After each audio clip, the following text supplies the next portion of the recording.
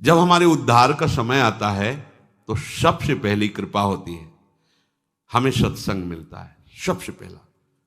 जैसे कोई भी व्यक्ति मिला और आपको भगवत चर्चा की बात सुना दी, ए देखो ये वीडियो देखो, ये कथा सुनो, देखो ये देखो, ये इसको सुनो तो आप, और आपकी रुचि बढ़ी सत्संग, ये सबसे पहली कृपा। जिसके उद्धार का समय आ जाता है उसके क्या लक्षण होते हैं?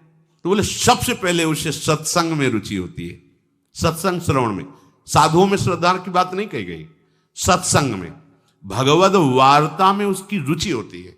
अच्छा, सुनने लगा, सुनने की थोड़ी सी रुचि हुई, अब उस रुचि ने क्या किया? दूसरा सोपान, अब उसको लगता है कि मुझे भगवान की शरण में होकर भजन करना चाहिए।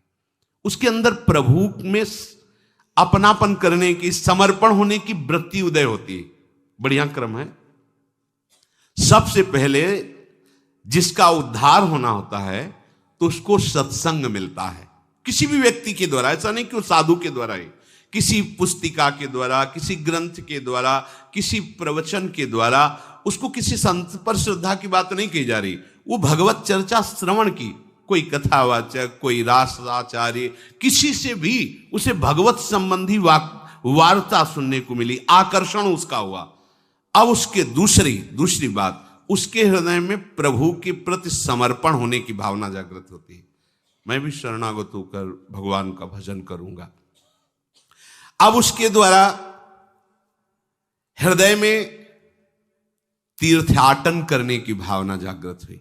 अभी शरणागत हुआ नहीं, कैसे शरण में हुआ जाए, कैसे भगवान का भजन किया जाए, ये उसके हृदय में बात हुई। तो इस बात ने तीसरी बात पैदा की, चलो तीर्थों में चलते हैं, धामों में चलते हैं, पुरियों में चलते हैं। वहां चलने से भगवान के जो संत जन है, भक्त जन है, उनका दर्शन होगा। तब उनसे पूछेंगे कि भगवान की शरणागति कैसे होती है, भजन हम कैसे करें।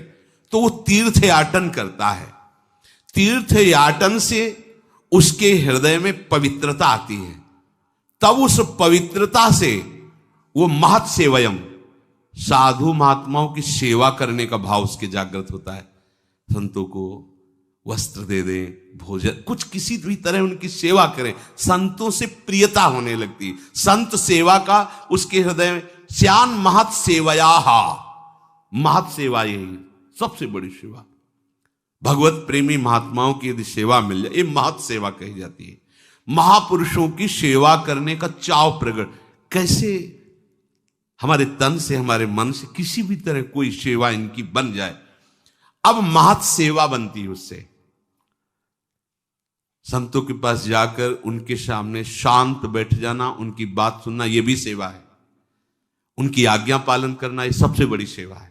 अगर आप शांत बैठ गए, किसी को विक्षेप नहीं पहुंचाते, उनकी बात सुन रहे, ये सेवा बन रही। मतलब एक आदमी वो दंडता करे, अभी सबके आनंद में विघ्न पड़ जाएगा। संतों के पास सबसे पहली सेवा है, आप शांत, गंभीर, हलचल रहित, उनके अनुकूल, फिर उनके वचनों को श्रद्धापूर्वक श्रवण करके, मनन करके अपने जीवन में उतारने की बात आती।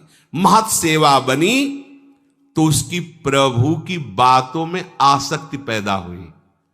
भगवत चर्चा, भक्त चर्चा, आसक्ति कैसी अब होने लगी? अब बिना सुने नहीं रह जाएगा, इसे आसक्ति कहते हैं। अब कैसे, क्या करूं जिससे मुझे रोज सत्संग मिले? ये अहोभाग्य है। अपने को जो रोज सत्संग कथन श्रवण करने को मिलता है, ये दुर्लभ बात है, दुर्लभ बात है। सुतदारा धन लक्ष्मी पापियों के घर होए, संत समागम हरि कथा तुलसी दुर्लभ।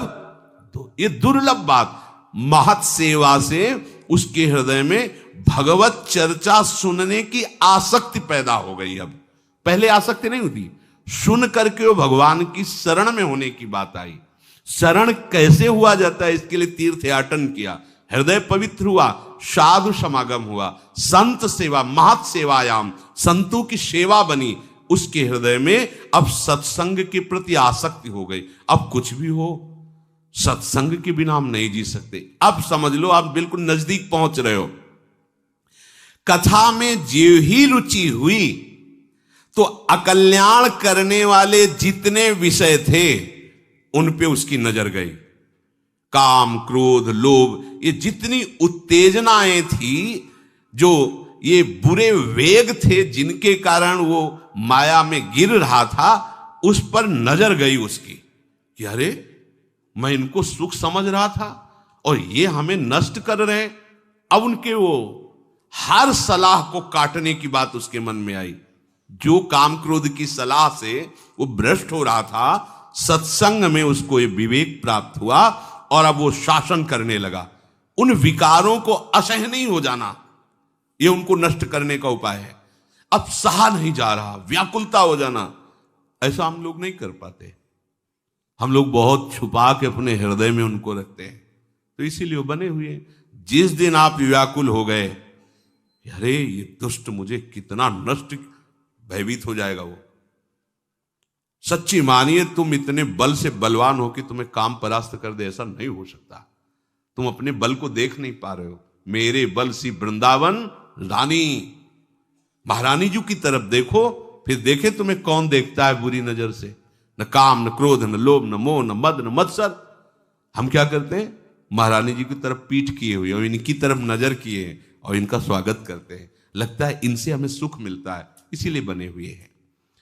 सत्संग, सत सेवा अर्थात साधु सेवा से जो सत्संग में रुचि हुई, उसने क्या किया? अनर्थ निवृत्ति कर दी। एक एक छांट छांट कर अपने मन के सारे दोष, अच्छा ये है हटाओ इसको, अब ये है हटाओ इसको। जितने विकार थे वो सब सत्संग के प्रभाव। रोज जलोगे आप, सत्संग सुन रहे हो, रोज जो आपके अंदर गंदगी है, गंदे विचार हैं, गलती है, वो आपको यहां बैठे बैठे जलाएगी। मैं कब निकल पाऊंगा इससे, मैं कैसे दूर कर पाऊंगा? ये सत्संग का प्रभाव होता है। अब कुछ लोग ऐसे भी होते हैं कि वो बांस की तरह होते हैं। बांस में कितनी भी जल वर्षा हो, खूब गाय के गोबर की खाद लगा दो, कभी उसमें फल नहीं लगेगा, पक्का। चाहे गुरु मिले बिरंच सम, फूले फरे न बेत, बरसे सुधा जल सम। अमृत वर्षा करे तो भी बेत बांस में फूल फल नहीं लगेंगे। ऐसे मूर्ख हृदय न चेत, चाहे गुरु मिले बिरंच सम। कुछ ऐसे जड़ स्वभाव के होते, क्या वही सत्संग सुनना चाहे सुन लिया, आचरण में फर्क नहीं पड़ेगा। हमें दिखाई देता है 8-8, 10-10 वर्ष हो गए, वही बात, ज्यों की त्यों वही बात, कोई असर नहीं। बेत हैं ये, सुधरने वाले नहीं। अरे भाई, सुना इसीलिए जाता है कि जो हमारी गलतियां हैं उनका हम त्याग करें। तो जो जिसका अब आखिरी जन्म है, ये जो क्रम आपको बता रहे हैं, पहले भगवद वार्ता सुनी, प्रभु के शरणागत होने का भाव आया, इसलिए तीर्थयाटन धाम यात्राएं शुरू की, संत समागम हुआ, संत सेवा बनी, हृदय में प्रभु के प्रति आसक्ति हुई, उनकी चर्चा सुनने की, सत्संग का प्रभाव छाया, जितने अंदर गंदगी विकार थे सबको त्यागने का धीरे धीरे निश्चय किया, उनका त्याग किया, अर्थात अनर्थ निवृत्ति हुई। अब निष्ठा बन गई। अब निष्ठा बन गई। एक भरोसो, एक बल, एक आस, विश्वास।